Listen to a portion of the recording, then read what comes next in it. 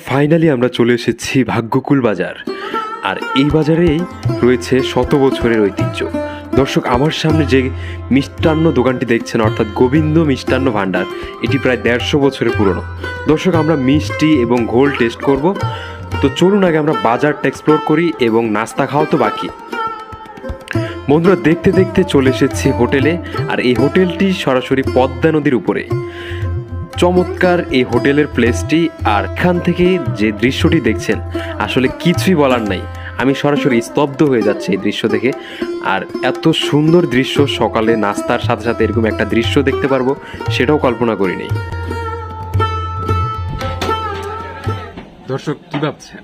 আমরা আসলে পদ্মা নদীর শাখা, আর এখান থেকে আমার সামনে আসলে পদ্মা ব্রিজ দেখা যাচ্ছে। আমার পিছনে পদ্মা নদীর একটা ছোট শাখা এখান দিয়ে গিয়েছে। আর এখানে যে দৃশ্যটা অসাধারণ। আর এখানে আমরা ভাগ্যগুলো একটা হোটেলে বসছি।